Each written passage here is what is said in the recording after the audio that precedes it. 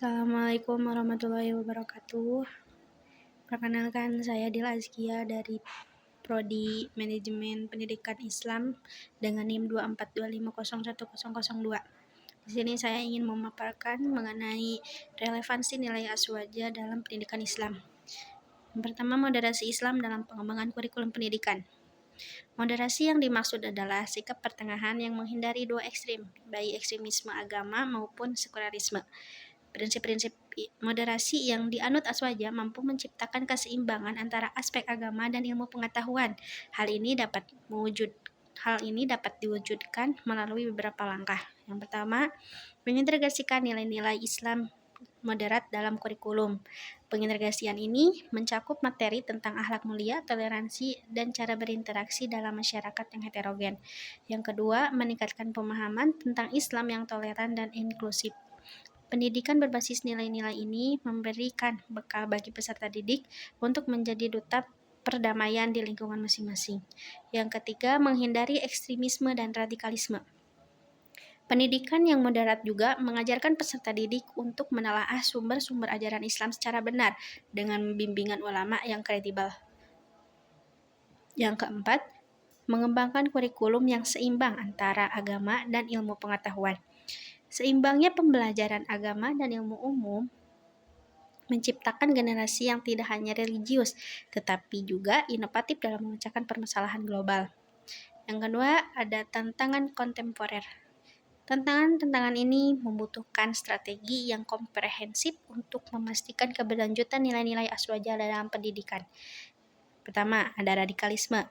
Ideologi ini seringkali menggunakan tafsir-tafsir yang sempit dan keliru terhadap ajaran Islam. Penekanan pada dialog dan pemahaman yang mendalam terhadap ajaran Islam menjadi kunci dalam mengatasi tantangan ini. Yang kedua, sekularisme.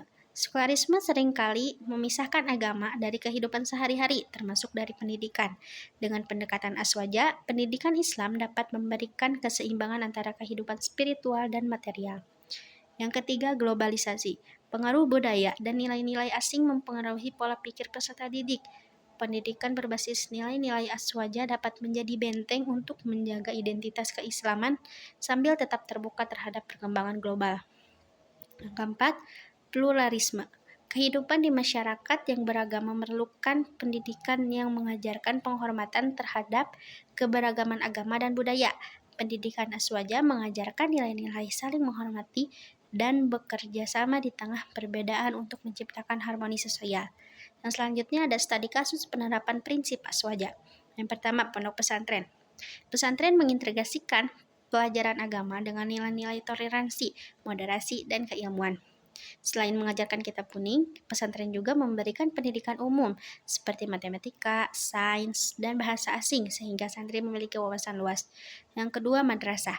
Pendidikan formal berbasis madrasah mengimplementasikan kurikulum yang menggabungkan pelajaran agama dan umum untuk menciptakan siswa yang memiliki wawasan keislaman yang luas. Madrasah juga menanamkan nilai-nilai moderasi melalui kegiatan ekstrakurikuler seperti diskusi lintas agama dan pengabdian masyarakat. Yang ketiga, Universitas Islam.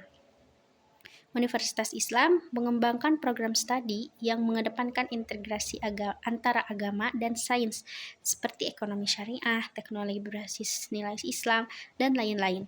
Program ini dirancang untuk menciptakan lulusan yang kompeten dalam bidangnya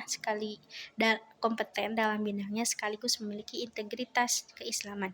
Yang keempat, pendidikan non-formal. Program pendidikan masyarakat berbasis nilai-nilai aswaja memberikan kontribusi dalam menciptakan masyarakat yang moderat dan berkeadilan.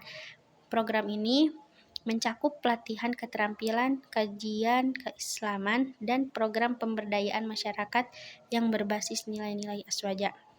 Yang selanjutnya, manfaat penerapan nilai aswaja. Yang pertama, meningkatkan kesadaran dan pemahaman tentang Islam yang moderat. Nilai-nilai aswaja memberikan landasan bagi peserta didik untuk memahami Islam sebagai agama rahmatan lil alamin. Pemahaman ini mengarahkan peserta didik untuk menjalani kehidupan yang bermanfaat bagi dirinya dan orang lain. Yang kedua, mengurangi radikalisme dan ekstremisme. Pendidikan berbasis aswaja menjadi solusi efektif dalam mencegah penyebaran ideologi radikal dengan memberikan pemahaman yang benar tentang ajaran Islam. Peserta didik dapat membedakan antara ajaran Islam yang hakiki dengan ideologi menyimpang. Meningkatkan toleransi yang ketiga, meningkatkan toleransi dan inklusivitas. Peserta didik diajarkan untuk menghargai perbedaan, baik dalam konteks agama maupun budaya. Hal ini menciptakan harmoni di masyarakat dan mengurangi potensi konflik. Yang keempat, mengembangkan generasi yang beriman, berilmu, dan berakhlak.